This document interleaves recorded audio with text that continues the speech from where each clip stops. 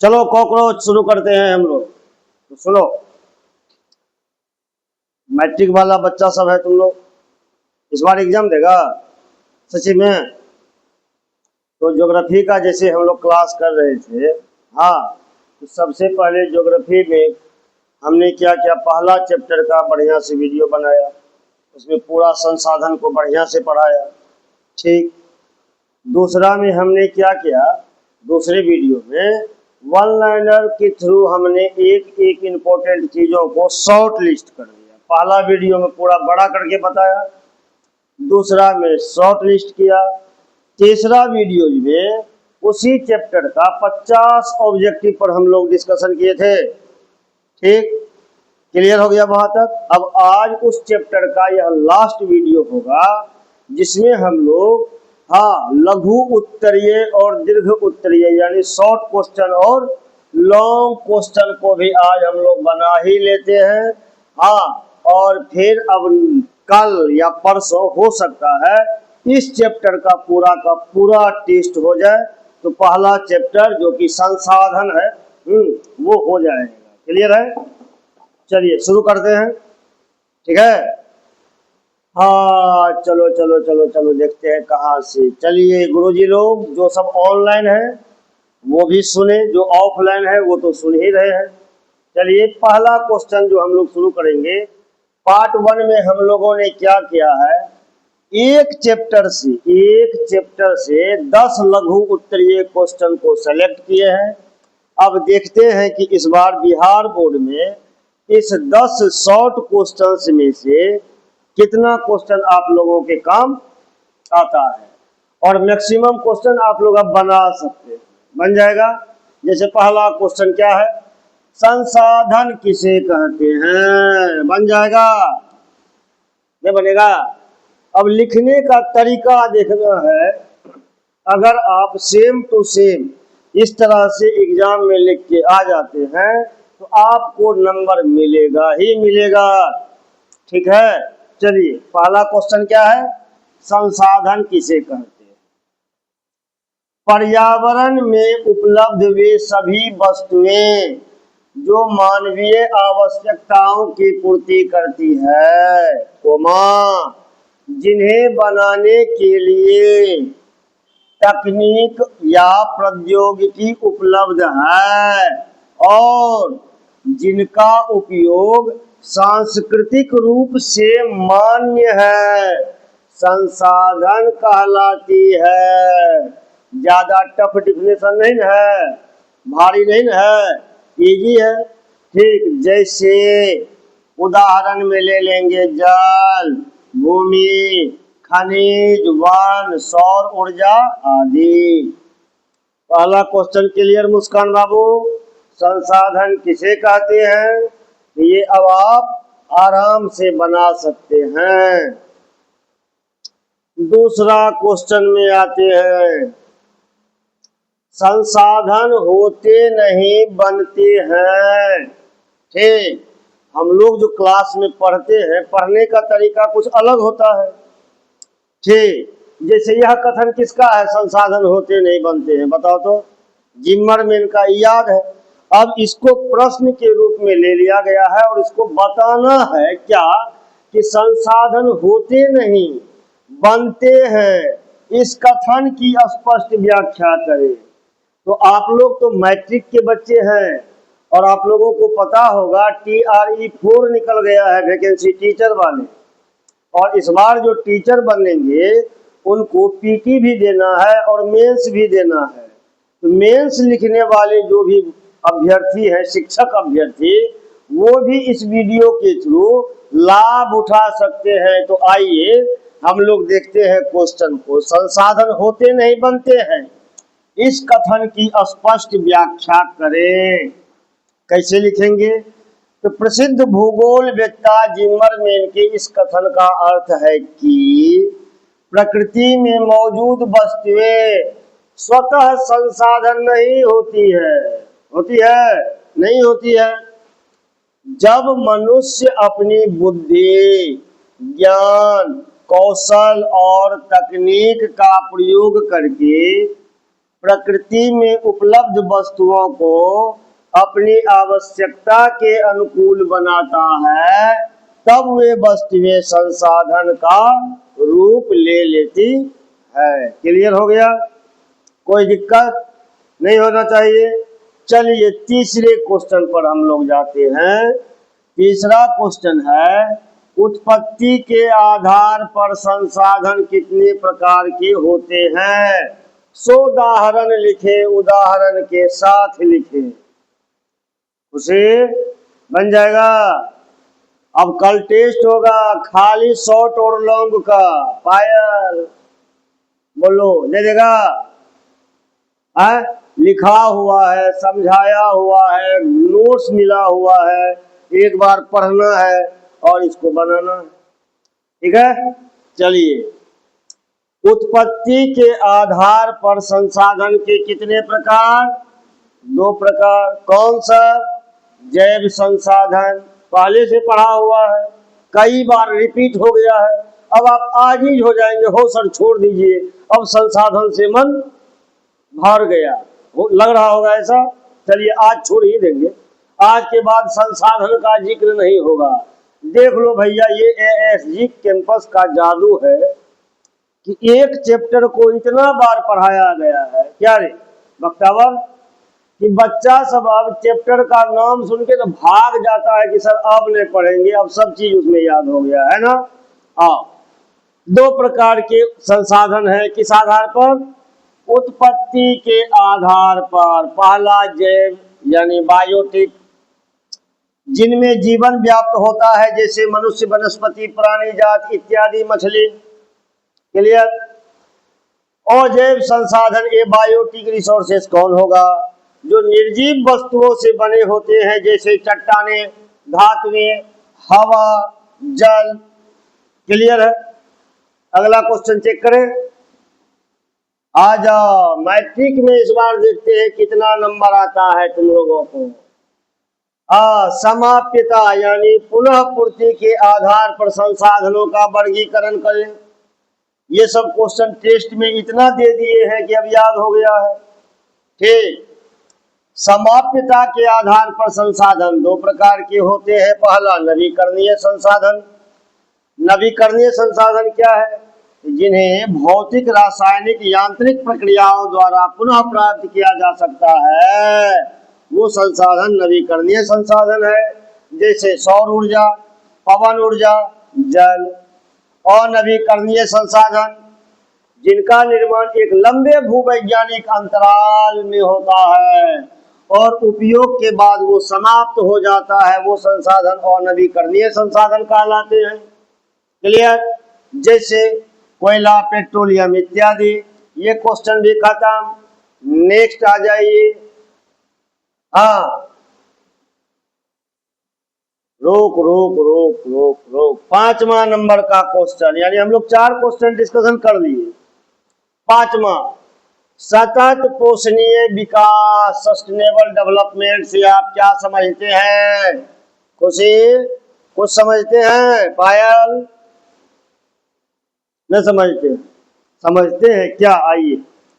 विकास की वह प्रक्रिया जिसमें पर्यावरण को बिना कोई नुकसान पहुंचाए वर्तमान पीढ़ी की आवश्यकताओं की पूर्ति की जाती है तथा भावी पीढ़ी की आवश्यकताओं की भी अवहेलना नहीं की जाती है, उसे क्या कहते हैं हम लोग? सतत पोषणीय विकास कहते हैं। क्लियर हो गया?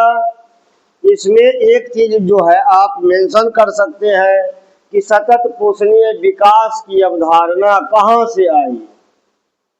अब ये ऑप्शन दे देंगे आप लोगों को, कल बात करेंगे कि क्लब ऑफ रोम से आया, कि ब्रटलैंड आयोग रिपोर्ट आया, कि सुमे सर दिया था, क्या दिया था, तो वो अगर आप जिक्र नीचे में कर देते हैं तो आपका वो आंसर और ज्यादा मजबूत हो जाता है।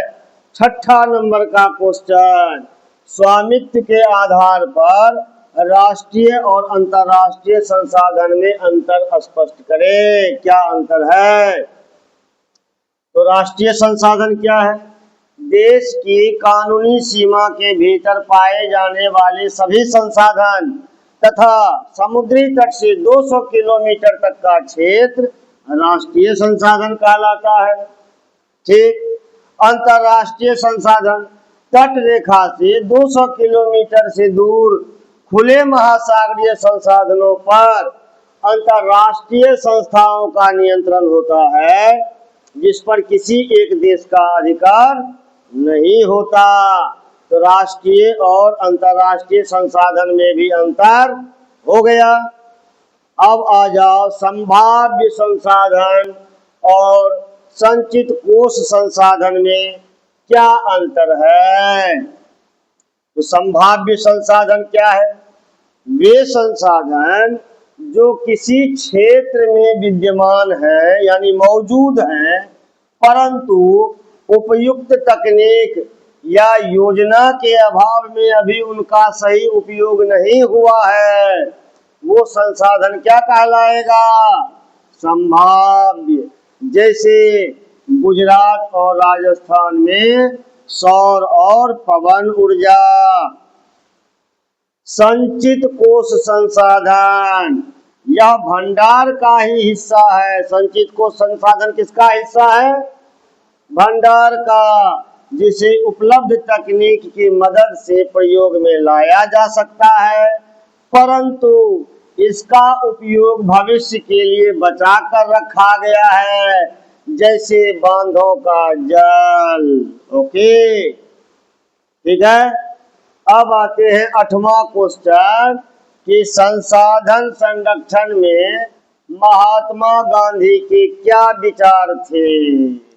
हाँ, स्मॉल इज ब्यूटीफुल किताब में सुमेश सर ने यही बात को ना जिक्र किया है ना? याद आ रहा है? ठीक। संसाधन संरक्षण में महात्मा गांधी का क्या विचार थे? महात्मा गांधी संसाधन संरक्षण के प्रबल समर्थक थे। उनका मानना था कि हमारे पास हर व्यक्ति की आवश्यकता पूर्ति के लिए बहुत कुछ है, लेकिन किसी के लालच की पूर्ति के लिए कुछ नहीं। वे मशीनी उत्पादन मास प्रोडक्शन के स्थान पर जन समुदाय द्वारा उत्पादन के पक्षधर थे। बन जाएगा ये भी। ठीक। पढ़ते हैं हम लोग जो भी, और पढ़ने के बाद जब क्वेश्चन बनता है तो क्वेश्चन का स्वरूप कुछ अलग टाइप से होता है।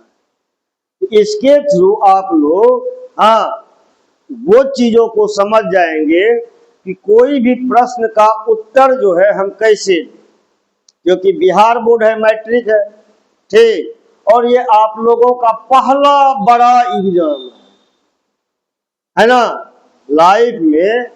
और सब एग्जाम स्कूल सब में छोटे छोटे होते, उतना ज्यादा सीरियस भी नहीं लेता है बच्चा। किसी भी बिहार के किसी भी बच्चे के लिए ये एग्जाम इतना ज्यादा इम्पोर्टेंट है कि जो रिश्तेदार जीवन में कभी फोन नहीं करता है, मैट्रिक रिजल्ट के बाद वो फोन करके पूछेगा, रे खुशी क्या हुआ पायल। नायाब को तो बुरा मोहल्ला पूछेगा। हाँ, इसके पप्पा को तो परेशान कर देगा आदमी, भाई बेटा का क्या हुआ बताइए उसके। इसीलिए इस एग्जाम में थोड़ा सा बढ़िया से मेहनत कर लीजिए, नंबर भी आ जाएगा, समाज में प्रतिष्ठा भी मिल जाएगी, और गार्जियन का भरोसा आप पर बढ़ जाएगा। तो हो सकता है आपको आगे पढ़ाने के लिए वो और ज्यादा इन्वेस्ट करे। हाँ, कम नंबर आ जाएगा तो लड़का सबको कहीं पर दुकान में नौकर बना देगा, लड़कियों की शादी करवा दी जाएगी। इसीलिए इससे बचना है तो बढ़िया से पढ़ो। आ जाओ संसाधन नियोजन। रिसोर्स प्लानिंग क्या है? आइए आंसर देखते हैं। चल फोर्ट आगे चल। प्रश्न क्या है कि संसाधन नियोजन क्या है? तो उत्तर है कि देश में उपलब्ध संसाधनों के टर्म सबका याद रखना है। ये सब नहीं लिखोगे नंबर नहीं आएगा। विवेकपूर्ण, न्याय संगत, और सतत उपयोग के लिए अपनाई गई योजनाबद्ध रणनीति को संसाधन नियोजन कहते हैं। यह किसी भी देश के संतुलित विकास के लिए अत्यंत आवश्यक है। खत्म। 10वां नंबर का क्वेश्चन आया। 10 शॉर्ट लिए थे, लगभग क्वेश्चन शामिल हो ही गया है। ठीक, एजेंडा 21 क्या है? पृथ्वी सम्मेलन याद है सबको? पहला, दूसरा, तीसरा पूछ ले। चलो ठीक है। एजेंडा 21 क्या? पूछ लेंगे, घबरा मत। कल सैटरडे है, एक बार लंबा लंबा क्विज भी हो जाएगा। ठीक। एजेंडा 21 ना नाजिया आई सगुफी वो सब कहाँ है? उस तो शाम में टहलते रहती है, बताओ। ठीक। एजेंडा 21 जून 1992 में ब्राजील के रियो डी जेनेरो में आयोजित प्रथम पृथ्वी सम्मेलन में स्वीकृत एक वैश्विक घोषणा पत्र था, जिसका मुख्य उद्देश्य 21वीं सदी में संपूर्ण विश्व में पर्यावरण की क्षति, गरीबी और बीमारियों से निपटना तथा सतत पोषणीय विकास को बढ़ावा देना था। ठीक। 10 शॉर्ट क्वेश्चन हम लोग डिस्कशन कर लिए हैं। क्या इन 10 शॉर्ट क्वेश्चंस का अगर हम टेस्ट लें तो आप लोग बेहतर परफॉर्मेंस कर सकते हैं? पक्का? कोशिश करने वालों की कभी हार नहीं होती, डर कर रहने वाले की नैया पार नहीं होती। आइए अब हम लोग 10 दीर्घोत्तरी देख लेते हैं। ठीक है, चलिए पहला क्वेश्चन है, संसाधनों के वर्गीकरण के विभिन्न आधारों का उदाहरण एवं विस्तृत वर्णन करें। अब आंसर को लंबा करना होगा। ठीक है, तो उत्तर में है कि संसाधनों के मुख्य रूप से 4 आधारों पर वर्गीकृत किया गया है। संसाधनों को मुख्य रूप से 4 आधारों पर वर्गीकृत किया गया है। पहला, उत्पत्ति के आधार पर। उत्पत्ति के आधार पर संसाधन के 2 प्रकार, जैव संसाधन, अजैव संसाधन। क्लियर? जैव संसाधन जिनमें जीवन होता है, जैसे मनुष्य, पशुधन, वनस्पति। अजैव संसाधन जो निर्जीव पदार्थों से बने हैं, जैसे चट्टानें और धातुएं। उत्पत्ति खत्म। अब आगे समाप्यता के आधार पर या पुनः पूर्ति के आधार पर। नवीकरणीय संसाधन और अनवीकरणीय संसाधन। नवीकरणीय कौन हो गया? जिन्हें पुनः निर्मित किया जा सकता है, जैसे सूर्य का प्रकाश, जल और हवा। अनवीकरणीय संसाधन जिनका भंडार सीमित है और निर्माण में लाखों वर्ष लगते हैं, जैसे कोयला, पेट्रोलियम आदि। ठीक, तो हो गया कौन सा आधार हो गया? उत्पत्ति का आधार हो गया। आजा, कमान। कौन सा आधार हो गया? उत्पत्ति का आधार और समाप्यता के आधार। अब आ जाओ तीसरा आधार, स्वामित्व के आधार। स्वामित्व के आधार पर 4 प्रकार, व्यक्तिगत, सामुदायिक, राष्ट्रीय, अंतरराष्ट्रीय। क्लियर? व्यक्तिगत पहले निजी संपत्ति जैसे मकान, बाग, तालाब। सामुदायिक संपत्ति जैसे सार्वजनिक संपत्ति, पार्क, खेल का मैदान, श्मशान। राष्ट्रीय संसाधन जैसे देश के भीतर की संपत्ति, 200 किलोमीटर समुद्री सीमा। अंतरराष्ट्रीय संसाधन 200 किलोमीटर समुद्री सीमा से परे खुला महासागर। क्लियर है? तरीका पता चल रहा है कैसे लिखना है।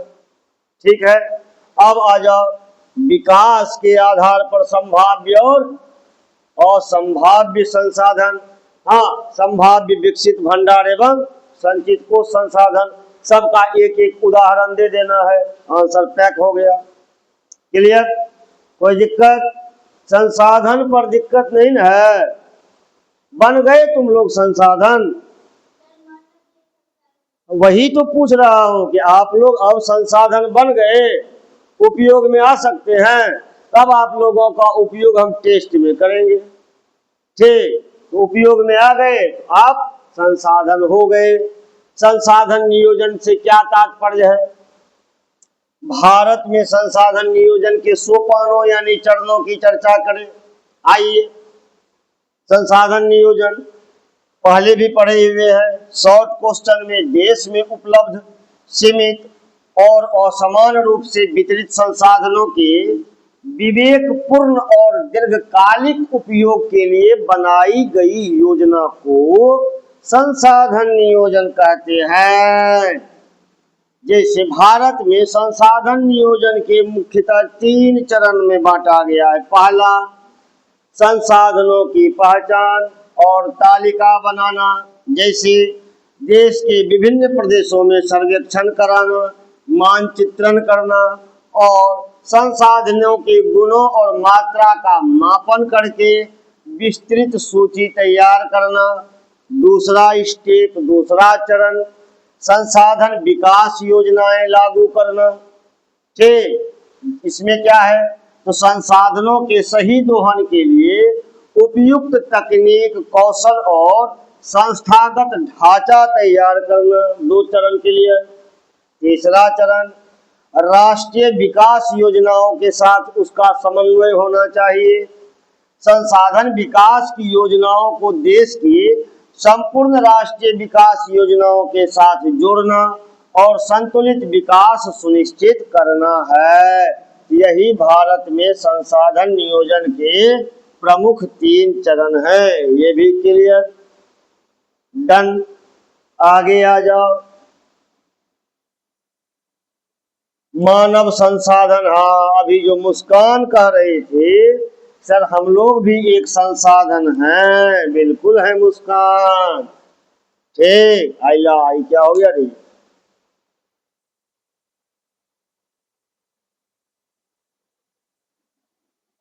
हाँ, मानव संसाधन, ह्यूमन रिसोर्स सबसे महत्वपूर्ण संसाधन क्यों माना जाता है? हाँ, उदाहरण देकर स्पष्ट करें। 100 उदाहरण स्पष्ट करें तो देखते हैं। मानव को सभी संसाधनों में सबसे महत्वपूर्ण संसाधन माना जाता है, जिसके मुख्य कारण निम्नलिखित है। पहला कारण, कौन? संसाधनों का सृष्टा। सृष्टा मतलब होता है निर्माण करता। सृष्टा मतलब निर्माण करता। अगर सृष्टा समझ में नहीं आए तो क्या लिख देना है? निर्माण करता। तो मनुष्य जो है संसाधनों का निर्माण करता भी है और उपभोक्ता भी है ना? जैसे खुशी खुद चाय बना के पी लेती है, कभी हमको नहीं दी है, तो जब ये चाय बना रही है तो खुशी क्या है? हाँ, निर्माण करता है ना? अब खुद चाय पी रही है तो क्या हो गई? उपभोक्ता हो गई। तो मनुष्य क्या है? संसाधनों का निर्माण करता भी है और उपभोक्ता भी है। प्रकृति में उपलब्ध वस्तुएं तब तक उपयोगी नहीं बनती जब तक मानव अपने बुद्धि से उन्हें उपयोगी ना बनाए। बात समझ में आ रही है? जैसे कचरा फेंका हुआ है, वो संसाधन है। टेक्नोलॉजिया लगा, उसमें से बढ़िया बढ़िया लोहा, पन्नी, प्लास्टिक सब चुन लो, कबाड़ी को बेच दो, अब पैसा आएगा, अब संसाधन बन गया वो। तो क्या हुआ उसमें? हम मानव ने अपना बुद्धि लगाया। हम लोग जिसे कचरा समझकर फेंक देते हैं, सुबह सुबह देखो वो चुनने वाला आता है, वो चुनने वाला उसमें अपना बुद्धि लगा के समझ जाता है कि किसको उपयोगी बनाना है, वो संसाधन बन जाता है। यह मानव ही कर सकता है। ठीक है, मानव संसाधनों का निर्माण भी करता है और उसका उपभोग भी। क्लियर? दूसरा कारण, ज्ञान और तकनीक का प्रयोग। टेक्नोलॉजिया है ना? मानव अपने ज्ञान, कौशल, श्रम और तकनीक का उपयोग करके अनुपयोगी वस्तुओं को बहुमूल्य संसाधनों में बदल देता है। ठीक है, जैसे तुम लोग जब तक कोचिंग नहीं आए थे, एएसजी अनुपयोगी वस्तु थे, अब आप लोगों को क्या बना दिया गया? उपयोगी बना दिया गया क्यों? क्योंकि आपके पीछे ज्ञान और तकनीक का प्रयोग किया गया। जैसे नदियों के जल से हम लोग क्या बना लेते हैं? बिजली। कच्चा लोहा से क्या बना लिए? इस्पात। ठीक, ये कौन कर सकता है? मानव। हवा से क्या बना लेंगे? बिजली। न बना सकते हैं। पानी बरस रहा है, उससे क्या बना सकते हैं? बहुत सारा यूज है उसका। हाँ, रेन वाटर हार्वेस्टिंग कर लेंगे हम लोग, संसाधन बन जाएगा। ठीक। सांस्कृतिक विकास भी मानव ही करता है। मानव ही प्राकृतिक पर्यावरण को सांस्कृतिक पर्यावरण में बदल देता है। ठीक। संक्षेप में, यदि मानव न हो तो अन्य सभी संसाधन बेकार पड़े रहेंगे। इसीलिए मानव स्वयं में एक सर्वोच्च संसाधन है। अब समझ में आ गया? लिख देगा कि मानव संसाधन सबसे महत्वपूर्ण संसाधन है। क्यों? बना देगा। आ जाओ चौथा नंबर में। संसाधनों के अंधाधुंध दोहन से, अत्यधिक दोहन से कौन सब वैश्विक समस्याओं का जन्म हुआ है? तो क्वेश्चन है, संसाधनों के अत्यधिक अंधाधुंध दोहन से उत्पन्न वैश्विक समस्याओं का उल्लेख करें। तो मानव है। मानव टेम्पू होता है, लालची होता है ना? तो मानव अपनी लालची प्रवृत्तियों के कारण संसाधनों का अत्यधिक और अविवेकपूर्ण दोहन करता है, जिससे निम्नलिखित गंभीर समस्याएं उत्पन्न हो रही है। कौन? संसाधनों का ह्रास, यानी ह्रास मीन्स कमी, संसाधनों की कमी। कुछ ही व्यक्तियों के लालच के कारण जीवाश्म ईंधन जैसे कोयला, तेल और वनों जैसे संसाधनों का तेजी से खात्मा हो रहा है। कुछ समय बाद कोयला नहीं मिलेगा। हाँ, क्योंकि भरपूर लूटा जा रहा है। इसीलिए सरकार वैकल्पिक ऊर्जा पर ध्यान दे रही है। समाज का विभाजन, समाज का विभाजन। हाँ, संसाधन कुछ ही लोगों के हाथों में सिमट गए हैं। हाँ, जिससे समाज दो ध्रुवों में बट गया है, यानी समाज का दो पोल बन गया है। एक पोल पर संसाधन संपन्न आदमी यानी अमीर आदमी आ गया है, और दूसरे पोल पर संसाधनहीन आदमी यानी गरीब आदमी आ गया है। यह संसाधन के अत्यधिक और अंधाधुंध दोहन का ही परिणाम है। तीसरा, पारिस्थितिकी संकट।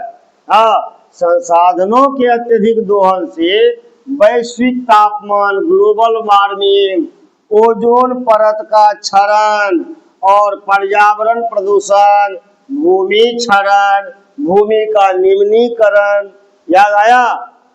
हाँ, और असमय मौसमी बदलाव जैसे भयावह समस्याएं उत्पन्न होती है।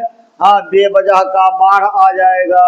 हाँ, सुनामी आ जाएगी। ये सब जितने भी प्राकृतिक आपदा आते हैं, वो सभी प्राकृतिक आपदा संसाधनों के अत्यधिक दोहन का ही परिणाम है। ठीक। संसाधन संरक्षण क्या है? फिर महात्मा गांधी, मेधा पाटेकर और सुंदरलाल बहुगुणा के योगदान पर प्रकाश डाले। ठीक। संसाधनों को बिना नुकसान किए विवेकपूर्ण, नियोजित एवं न्याय संगत उपयोग करना संसाधन संरक्षण कहलाता है। इसमें प्रमुख पर्यावरणविदों का विचार क्या सब है? महात्मा गांधी ने क्या किया है? तो गांधी जी ने चेतावनी दी थी कि प्रकृति के पास आवश्यकता पूर्ति के साधन हैं, लालच पूर्ति के नहीं। वे अत्यधिक मशीनी उत्पादन के स्थान पर जन समुदाय द्वारा उत्पादन के समर्थक थे। याद हो जाएगा, इतनी बार रिपीट हुआ है चीजें, नहीं याद हो जाएगा? ठीक। मेधा पाटेकर का संबंध किससे है? नर्मदा बचाओ आंदोलन। इन्होंने नर्मदा बचाओ आंदोलन चलाकर बांधों के निर्माण से विस्थापित हो रहे आदिवासियों, पर्यावरण और जल संसाधन के संरक्षण का कार्य किया। सुंदरलाल बहुगुणा, इन्होंने उत्तराखंड में चिपको आंदोलन का नेतृत्व किया, जिसमें ग्रामीणों ने पेड़ों से चिपक कर वनों की अवैध कटाई को रोका और वन संसाधन का संरक्षण किया। यह भी क्वेश्चन बन जाएगा। अब आ जाओ प्रथम, द्वितीय, तृतीय सम्मेलनों का संक्षिप्त विवरण दे। याद है पक्का? तो शॉर्टकट में आराम से निकल सकते हैं हम लोग। आ जाओ तीनों सम्मेलनों की चर्चा करते हैं हम लोग। पहला पृथ्वी सम्मेलन का 1992। हाँ, कहाँ? स्थान कहाँ? रियो डी जेनेरो किस देश में? ब्राजील। इसकी विशेषता क्या थी? 178 देशों ने भाग लिया। पर्यावरण संरक्षण हेतु एजेंडा 21 का सर्वसम्मति से स्वीकार किया गया। पहला कदम। दूसरा कब हुआ? दूसरा पृथ्वी सम्मेलन 97। जगह कहाँ? New York, America. ठीक। विशेषता क्या है? इसे +5 सम्मेलन कहा गया। क्यों? क्योंकि 5 साल बाद जो है यह आयोजित हुआ।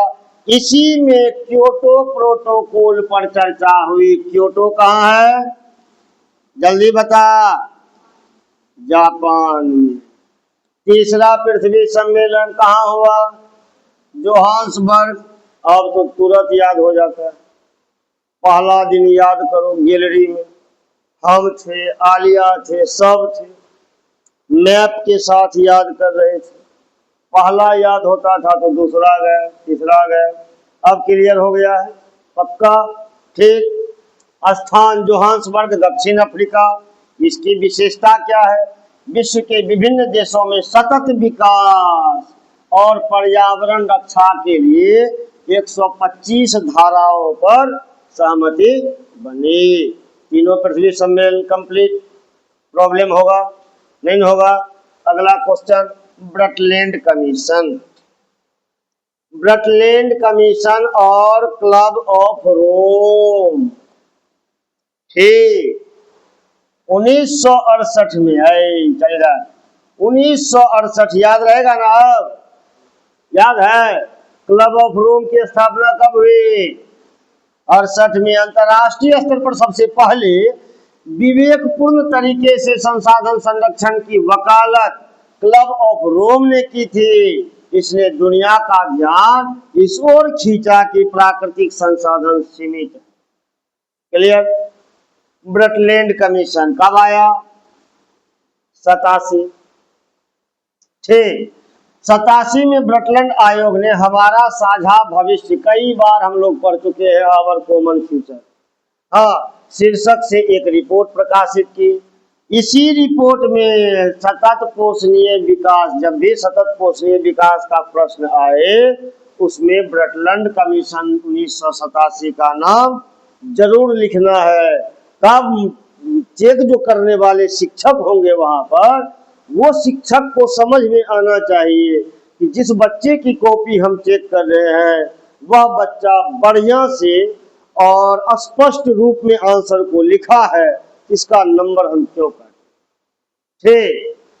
इसी रिपोर्ट ने विश्व के सामने सतत पोषणीय विकास की अवधारणा रखी और संसाधनों का उपयोग इस प्रकार हो जिससे वर्तमान आवश्यकताओं के साथ साथ भविष्य की पीढ़ी का हित भी सुरक्षित रहे।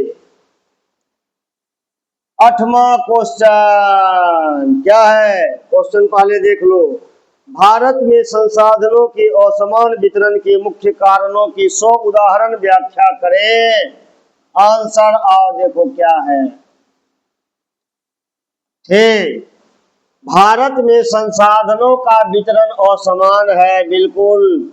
बहुत चंद लोग अमीर हैं, ढेर सारे लोग गरीब हैं। क्यों? क्योंकि संसाधनों का वितरण क्या है? असमान है, जिसके मुख्य कारण हम लोग यहाँ देखेंगे। पहला, हाँ, मुख्य कारण में क्या सब है? विविध भूआकृतिक संरचनाएं और जलवायु। जैसे पहला, छोटा नागपुर का पठार जो कि झारखंड, उड़ीसा और छत्तीसगढ़ तक फैला हुआ है। यह क्षेत्र खनिज और कोयले के संचित भंडार से समृद्ध है, परंतु यहाँ कृषि योग्य भूमि कम है। वहाँ खनिज है लेकिन खेती लायक जमीन कम है। दूसरा, राजस्थान, यहाँ पवन ऊर्जा, सौर ऊर्जा की संभावना है लेकिन जल संसाधनों की भारी कमी है। क्लियर?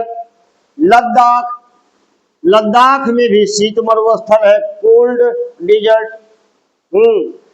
यह क्षेत्र सांस्कृतिक विरासत के रूप में समृद्ध है लेकिन जल, बुनियादी ढांचे और महत्वपूर्ण खनिजों के मामले में यह अलग थलग पड़ा हुआ है। अरुणाचल प्रदेश, यहाँ जल संसाधन प्रचुर मात्रा में उपलब्ध है लेकिन बुनियादी विकास की कमी के कारण इसका सही दोहन नहीं हो पा रहा है। इस कारण से भारत में संसाधनों का वितरण इसीलिए असमान है क्योंकि यहाँ की विविध भू आकृति संरचनाएं और जलवायु इसके प्रमुख जिम्मेदार है। ये भी क्लियर? आगे बढ़े। ये सेकेंड लास्ट क्वेश्चन है। आप लोगों का दिल से धन्यवाद। ऑनलाइन वाले का नहीं, ऑफलाइन वाले का। ऑनलाइन वाला तो बीच बीच में पाउज मार के चाय पीने चला जाता है, ऑफलाइन वाला लगातार झेल रहा है। बढ़िया है, नंबर आएगा। ठीक। विकसित संसाधन भंडार और संचित कोष में अंतर उदाहरण सहित बताएं। तो आइए, विकसित संसाधन। विकसित संसाधन, डेवलप्ड रिसोर्सेज, वे संसाधन जिनका सर्वेक्षण किया जा चुका है और उनके उपयोग की मात्रा और गुणवत्ता निर्धारित की जा चुकी है। जैसे डिगबोई, डिगबोई कहाँ है? असम में। डिगबोई कहाँ है? असम में है। डिगबोई का पेट्रोलियम, झरिया का कोयला। झरिया हम आपको खोज के लाना है। डिगबोई हमने बता दिया, झरिया आपको खोज के लाना है कि झरिया झारखंड में है कि छत्तीसगढ़ में है कि उड़ीसा में है कि पश्चिम बंगाल में है। ठीक। झरिया का कोयला भंडार क्या है? देखो, स्टॉक, पर्यावरण में उपलब्ध वे पदार्थ जो मानव की आवश्यकताओं की पूर्ति कर सकते हैं परंतु सही तकनीक के अभाव में मानव पहुंच से बाहर है। जैसे जल, जल में हाइड्रोजन और ऑक्सीजन है ना। इसका यौगिक है लेकिन अभी हाइड्रोजन एनर्जी हम लोग यूज नहीं कर पा रहे हैं। लेकिन भारत में हम लोगों ने तो क्लास में पढ़ा था, होमवर्क भी बनाए थे। भारत में पहला हाइड्रोजन ट्रेन कहाँ से कहाँ चली और कब चली, ये अगर इसमें लिख देंगे तो हमारा आंसर और अपडेटेड आंसर हो जाएगा। नहीं होगा? संचित कोष, रिजर्व या भंडार का ही वह हिस्सा है जिसे उपलब्ध तकनीक की मदद से प्रयोग में लाया जा सकता है परंतु इसका उपयोग अभी शुरू नहीं किया गया है और इसे भविष्य की पूंजी के रूप में सुरक्षित रखा गया है, जैसे नदियों का जल और वन। क्लियर? लास्ट क्वेश्चन कर दे डिस्कशन की छोड़ दे? कर ही ले। चलो ठीक है, कर लिया जाए। एक ही क्वेश्चन बचा है अब। ले, भाग गया। सतत पोषणीय विकास की अवधारणा को अपनाना, ध्यान देना है। वर्तमान समय की सबसे बड़ी आवश्यकता क्यों है? बताइए। क्योंकि वर्तमान समय में सतत पोषणीय विकास को अपनाना निम्नलिखित कारणों से अनिवार्य है। क्यों? पहला कारण, सीमित प्राकृतिक संसाधन का तो लिमिटेशन है, एक समय के बाद ये खत्म हो सकता है। जैसे कोयला, पेट्रोलियम, etc। कोयला, पेट्रोलियम, खनिज जैसे अनवीकरणीय संसाधन तेजी से समाप्त हो रहे हैं। यदि इनका उपयोग इसी रफ्तार से हुआ तो भविष्य की पीढ़ियों के पास कुछ बचेगा तो कैसे वो जिएगा? टेम्पोरी जुगनुआ सब कैसे जिएगा? सब पानी तुम ही लोग पी लेगा। फिर जुगनुआ कहेगा पानी दो पप्पा, कहाँ से लाएंगे हम।